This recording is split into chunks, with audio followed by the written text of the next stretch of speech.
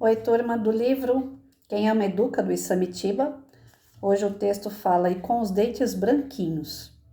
Com relação à limpeza dos dentes, o procedimento é o mesmo. Ensinar a criança desde cedo a ter um hábito saudável. Existem mães que se mostram ótimas escovadeiras até o filho completar 20 aninhos. E há ainda as que fazem verdadeiras faxinas cada vez que a criança come alguma coisa. Desde sempre, a mãe e o pai devem ir mostrando como usar a escova e também o fio dental. Antes dos 5 anos ou 6, será difícil para a criança fazer tudo sozinha porque não tem muita coordenação, mas já pode começar a aprender. É escovando os dentes sozinha que ela aprende. Quem sabe escovar aprendeu escovando. O adulto deve acompanhar e orientar as crianças, senão elas escovam sempre o mesmo lugar, gastam sempre o mesmo dente e do mesmo jeito. A mãe vai fazendo e ensinando que a escova tem de varrer na frente, atrás, em cima, embaixo. Quanto mais paciência os pais tiverem para ensinar, maiores serão os lucros, pois a criança responde desenvolvendo o gosto de ter os dentes limpos. Dizer simplesmente, se não escovar os dentes, vai ter cáries, não funciona. Ainda não estão claras na cabeça da criança as relações de causa e efeito. E, sobretudo, não se deve usar essa afirmação para que o filho decida por si mesmo se vai querer ou não escovar. Ele ainda é pequeno demais para entender que as consequências desse tipo de ação e arcar com elas. Cabe às mães e aos pais organizar sua rotina. Às vezes as crianças fazem coisas para agradar os pais. É uma direção a seguir, um estímulo para fazer a coisa certa. O que não se pode é deixar as obrigações a cargo da vontade dos baixinhos, porque um dia eles vão querer escovar os dentes, outro não. De modo geral, se o adulto escova os próprios dentes diante da criança, ela escova também.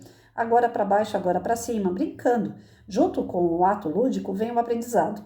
Se ficar chato, a criança se recusa a fazer. Mas se a criança não vir o pai escovar os próprios dentes, fica difícil convencê-la a fazê-lo. O ser humano tem a possibilidade de tornar brincadeira hábitos que são obrigatórios. Então vejam bem, a gente está falando aqui a respeito do quê?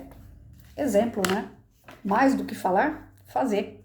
Então, a partir do momento que você tem o hábito de escovar os dentes perto do seu filho, você vai chamar ele todos os dias naquele horário, regrado, disciplinado, e vai falar, filho, agora está na hora da gente escovar os dentes, a gente acabou de almoçar, bora, né? E brincando, olha, eu tô fazendo aqui, você tá fazendo desse lado? Ó, você tá fazendo desse outro lado, né? Isso é uma questão de um exemplo que o Isamitiba tá dando. Mas isso é para uma criança.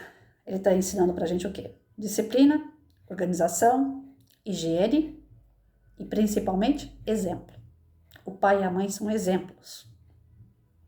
Tudo aquilo que você fizer, você corre o risco do seu filho fazer também. Porque a primeira imagem que o filho tem é a mãe e o pai. O que eles estão fazendo, o filho geralmente vai querer repetir. Ele só vai discernir isso na fase adulta, se ele deve ou não continuar o que o pai e a mãe ensinou. Então, a base é o exemplo. E Samitiba está deixando bem claro para a gente aqui que a base da educação de uma criança é o exemplo. Exemplo de pai e mãe. Então, portanto, vejam bem, se vocês fumarem, o filho vai querer fumar. Se beber, o filho vai querer beber. Se você é promíscuo, se você fala palavrões, o filho também vai querer.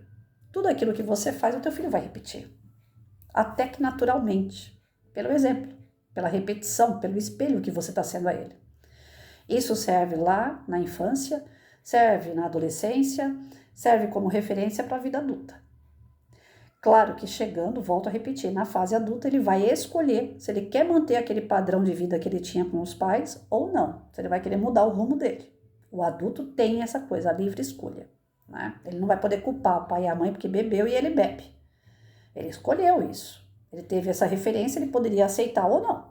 Mas enquanto criança, enquanto adolescente, ele não tem muita base, então ele acaba repetindo o que os pais fazem. Quer deixar os dentes dos filhos limpinhos? Quer deixar a vida dos filhos equilibrada? Faça isso como exemplo. Eu procurei a vida toda ser uma pessoa regrada. Lógico que eu errei, tive falhas, não fui perfeita, teve momentos de oscilação de humor, hora eu estava tranquila, hora eu estava mais nervosa, preocupada, devido às situações do dia a dia. Então eu falhei em alguns momentos, até de... Eu estava comentando com uma amiga esses dias, eu falei, às vezes a gente estava na mesa conversando, a criança vem, mãe, não sei o que, então você fala, daqui a pouco, vai lá, senta lá, vai jogar, daqui a pouco eu converso com você, que agora não estou bem. Né? Ou agora eu tô conversando com um adulto. Então, nesses momentos assim, um pouco mais arrogante, talvez, né? pelo fato de ser mãe, achar que por ser mãe você manda e a criança tem que obedecer. Então, assim, eu fui muito direta na educação do meu filho, né? Eu fui muito autoritária, vamos dizer assim. Pequei em alguns pontos, em outros não. Não acho que pequei, porque é a função da mãe mandar e o filho obedecer. Mas em outros eu poderia ter sido um pouco mais flexível e não fui. Mas exemplo errado, eu não dei. Eu olho para trás, assim, eu fico vasculhando na minha vida, eu falo, não. Tanto é que se você perguntar para aluno meu, quem é a professora Patrícia? Eles vão falar, é brava, hein? Ô professora brava, pensa na professora rigorosa com a gente. Lá na sala a gente não podia nem respirar. Lá na sala a gente tinha que cantar hino todo dia. Lá na sala a gente tinha que rezar todo dia, antes de começar a aula. A nossa carteira era impecável, a gente tinha que manter limpa, o nosso caderno tem que ser todo com a lição feita, a professora ficava brava, né? Mas ao mesmo tempo, amorosa, carinhosa, atenta, procura ajudar a gente nas nossas dificuldades, dentro e fora da sala de aula. Se vocês perguntarem para os alunos, eles vão te responder isso, né? E se eu fui assim para pessoas estranhas à minha família, imagino que eu não devo ter feito dentro da minha casa, né? Por mais que tenha um ditado, o santo de casa não faz milagre, eu tentei fazer esse milagre dentro de casa também. Da mesma forma que eu tratava os meus alunos, eu tratava o meu filho. Eu procurava exemplificar coisas boas para os meus alunos, eu trazia esses exemplos para o meu filho. Apesar dele ter sido criado sem o pai dele tomou um tiro de marginal quando meu filho tinha 8 anos de idade, então eu criei ele praticamente sozinha, mas eu trouxe polícia militar na sala de aula, para ser referência aos meus alunos. Essa polícia quem via primeiro? Meu filho. Se eu levava meus alunos para o quartel, quem é que ia junto? Meu filho. Então eu buscava referências, exemplos bons para os meus alunos, mas primeiro para o meu filho. Então faltou o pai, mas não faltou exemplos de outros que seriam a referência como pai, né? Quando você quer que a criatura seja uma criatura do bem, você tem que fazer o bem dentro da sua casa. Então não adianta, eu queria tanto que meu filho não usasse cigarro, não bebesse, não fumasse. Mas você bebe, você fuma, e aí? É complicado. Minha mãe falava para mim assim, se um dia eu te pegar com cigarro na boca, eu estouro seus dentes. Eu pago o dentista, mas eu estouro seus dentes. Mas fumava que nem uma chaminé. É que eu não dava para coisa. Eu tentei com um primo fumar, já contei essa história aqui. Nós pegamos um maço de cigarro, cada qual pegou metade. Ele fumou, que foi uma beleza, e eu engasguei até no cremar, dei o resto de cigarro que estava lá para ele. Ele fuma, talvez, até hoje, e eu não dei pro negócio. Mas se eu tivesse dado, o exemplo que eu tive dentro de casa era pai e mãe fumante. Eu fumava por tabela a vida toda ali dentro daquela casa. Fumei, né? Então, é difícil. Eu olhava para minha mãe fumando com aquele gosto todo, eu falava, será que é bom esse negócio? Mas o cheiro me incomodava, de longe aquele cheiro, eu limpava o cinzeiro dela assim, eu sentia um cheiro horrível. Então aquilo não era para mim.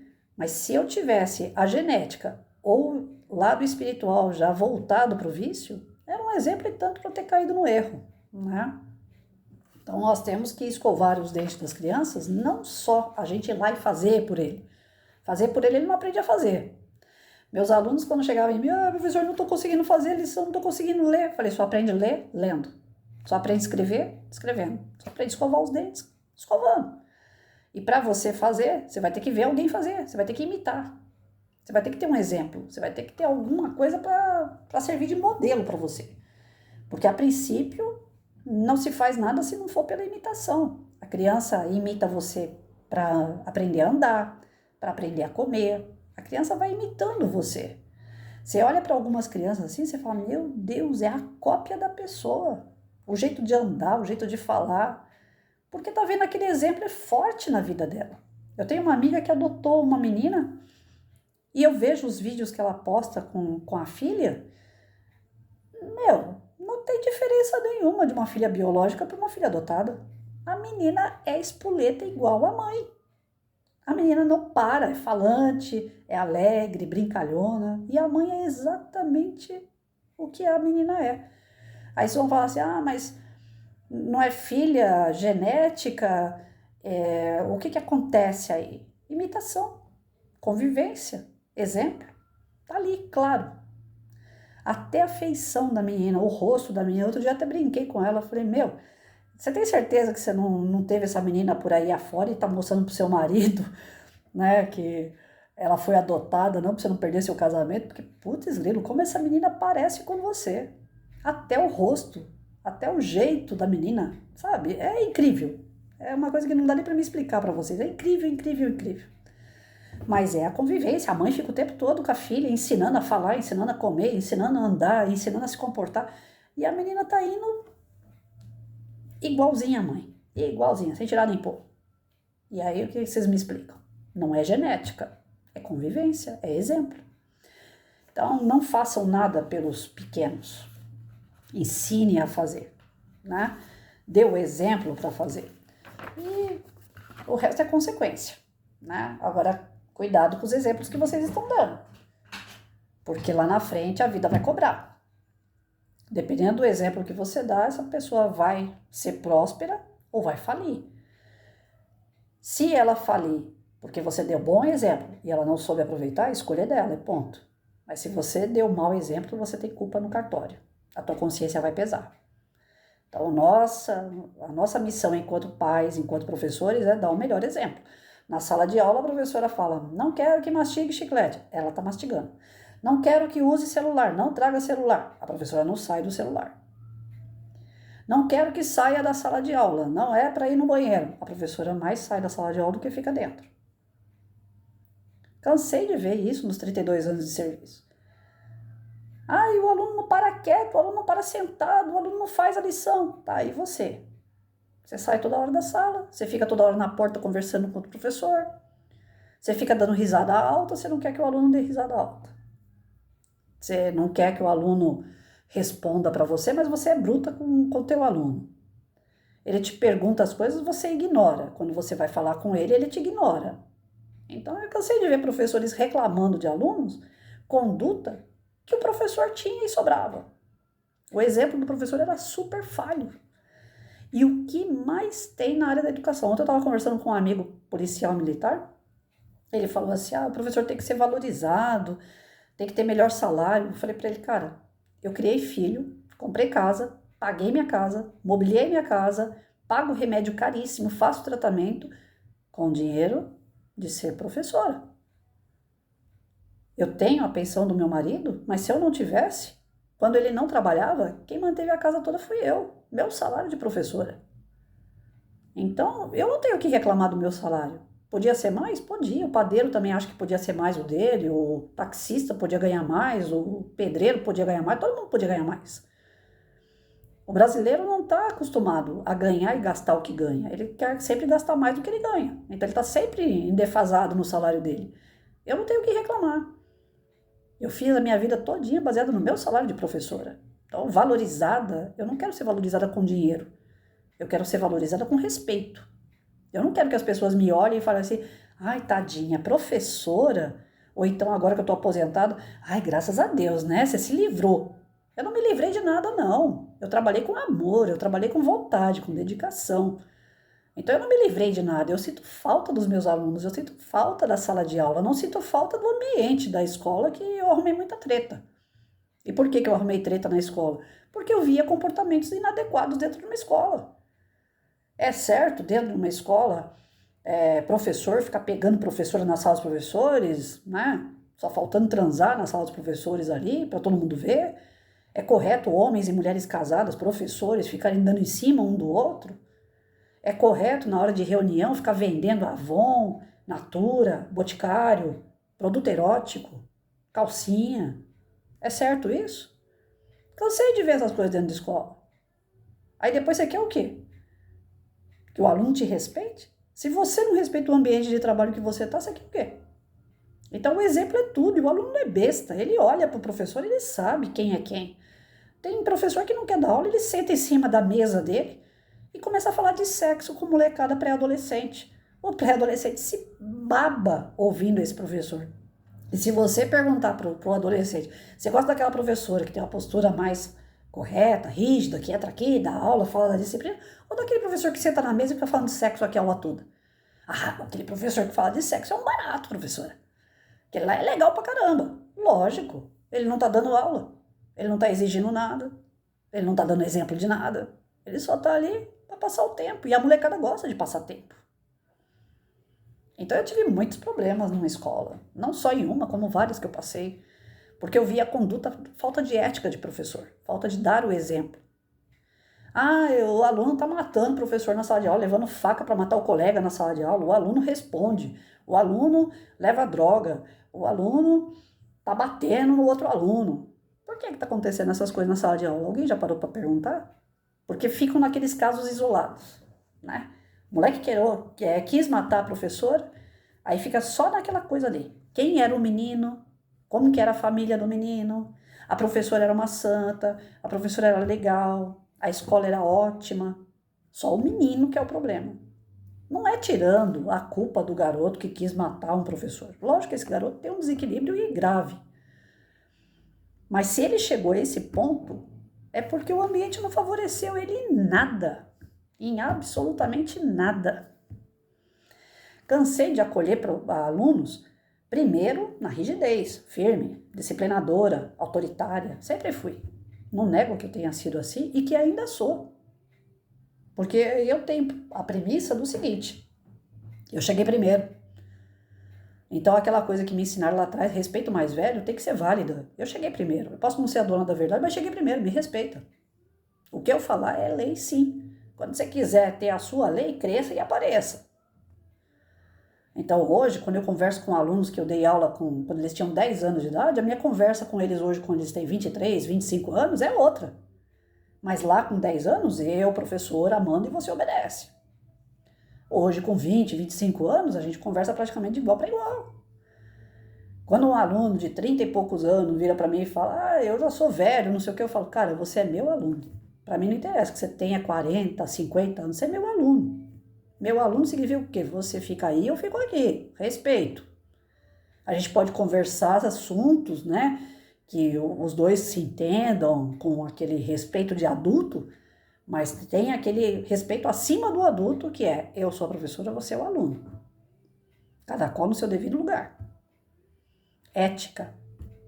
Então esse exemplo tem que ser mantido. Eu vejo professor que cresce com os alunos lá, no final de semana nós vamos jogar bola junto. Aí porque você brinca com o teu aluno no final de semana numa quadra, isso dá o direito na sala de aula, o cara falar um palavrão com você, bater nas suas costas, e aí, não sei o que, tem cara que não chama o professor de professor, é prof, é pro, é pissor, fessor, porque quer ter uma intimidade que não existe. Professor é professor, aluno é aluno. Mãe, pai aqui, filho aqui. Não existe essa proximidade. O que pode existir é você tentar ser amigo dentro do que é ser professor e pai, mas não se igualar. Tá certo, gente? Exemplo. Nós precisamos dar exemplos.